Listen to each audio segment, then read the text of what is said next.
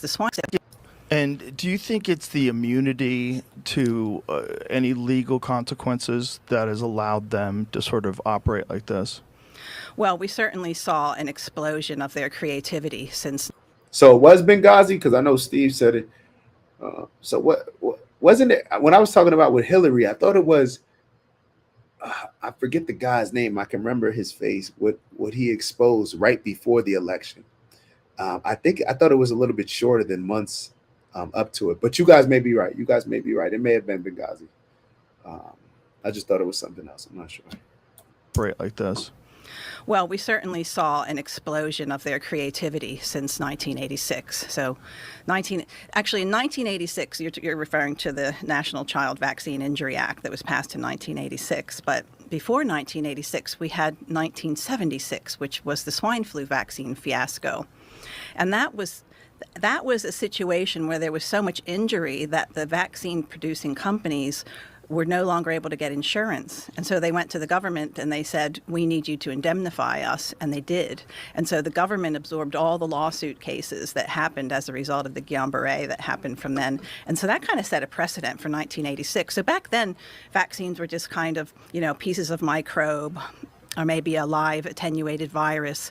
And then they would put a background of all kinds of horrid things inside of it and tell you it was just a clear, beautiful, pure solution. But that's beside the point. So then 1986 comes along, and because there's so many lawsuits happening because of the diphtheria, pertussis, tetanus vaccine, that, again, the vaccine companies couldn't continue to go on the way they were because they were being sued so much. So then this horrible act was passed, which to some people seemed like a good idea.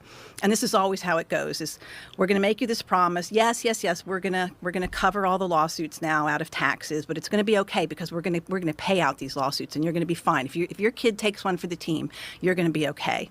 And what happens is, after they get their foot in the door, they narrow down the. They basically have a kangaroo court that decides if you're eligible. And so the qualification tables got narrowed down because in the beginning they were paying out so much of this. So not only did it make the vaccine companies very, very wealthy and indemnify, but as you alluded to just a minute ago, the creativity of the vaccine companies expanded. So after that, they could add different, what we call adjuvants, things that stimulate the immune system so the vaccine works better. That's why we're able to be in a messenger RNA vaccine situation today. So I wanted to play that clip, and then right after that clip, we'll play this clip just to remind us of what was really happening with a lot of these vaccines, who's behind it, a lot of their motivation, and why we have to continue questioning things. We listened to Jim Jordan. We listened to what NPR reported. So think about this. If we can't trust the people that are reporting news from publicly funded platforms that are supposed to be objective, not Democrat, not Republican, just objective news.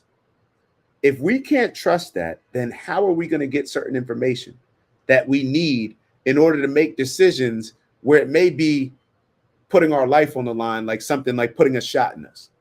Y'all know what it is. It's Dak from the OG Network. Man, I just want to thank y'all. That's right, to thank y'all for all of your tremendous support over the years, whether you've been rocking with us from the beginning or maybe this is the first show that you're checking out on the network. We want to thank you nonetheless.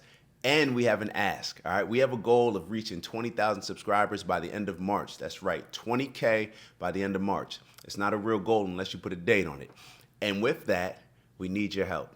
So we ask that if you are enjoying the content that you like, subscribe if you haven't already. And if you're feeling real generous, maybe share with some friends and family. All right, I'll let y'all go. And once again, thank you for your continued support. And we look forward to growing with y'all. See y'all soon. Ew. Or deciding to get your kids COVID, or not the COVID, the vaccines when they're born. Who's going to provide that information? You hear that the government bailed out. You heard what the lady was saying. The government bailed out a lot of these companies, made it to the point where you can't even sue. Like they're not liable of anything. Like these vaccines can damage us, and you can't do anything about it. They're not liable for it. They're emergency vaccines, right? And I want just to remind us of how things really were during this time, because as years go by, I feel like a lot of times we don't realize how hard it was to be one of those people that when you got asked if you were going to get the vaccine, or if you already got it, and you sat back and said, I just got to do a little bit more research. Like, I'm not totally comfortable with it. I'm not sure if we truly remember exactly how it was to be those type of people. So as one of those type of people, I gotta let it be known. Own research. Don't do any of your own research. Doing your own research is associated with conspiracy theory circles. This go it alone approach, doing your own research, That can have serious consequences. you should get prison time for even questioning the vaccines. Can we all stop saying, I need to do my own research? That phrase, do your own research, is 4 words. 4 little words that are hurting America. Doing your own research hurts America. Everybody has a supercomputer in their hand that empowers them to do their own research, and that's the problem. You must not do your own research. I need to do my own research. I don't understand what that means. I'm doing my own research. You can't do your own research unless you're a scientist. Do your own research. Maybe you've told yourself you're playing it safe, you just want to wait and see since this is a new vaccine. No. Grow the up and get the vaccine. Unvaccinated people spread the virus. Get the vaccine, you dope. Don't be get yourself vaccinated. That's just all there is to it. There's no excuse. No excuse for being unvaccinated. There's no rational and no emotional argument that adds up against getting your damn shot. Oh, that's NPR. We want to make sure that people can discern the truth from the misinformation. And we want to make sure that everyone... Hold up, did y'all see the NPR? Being unvaccinated. There's no rational and no emotional argument that adds up against getting your damn shot. There just isn't. We want to make sure that people can discern the truth from the misinformation. And we want to make sure that everyone understands that no one's safe till everyone's safe. No one is safe. No one is safe. No one is safe. No one is safe. No one is safe. Nobody's safe. No one is safe. Nobody is safe. This is a post 9/11 axiom. Safer, but not yet safe. No one is safe. No one is safe. No one is safe. No one is safe. All right. Now, it's funny that even when Jim Jordan was talking about COVID and the lab leak, that used to be the conspiracy theory, right? It was a lab leak. Oh, that's a conspiracy theory. It came from a bat in an open market, like, right?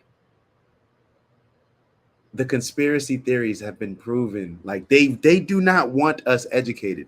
Can we at least just agree on that? Can we agree on the fact that they do not want us educated, so therefore they can convince us of anything? They don't want us doing research. They don't want us looking up stuff.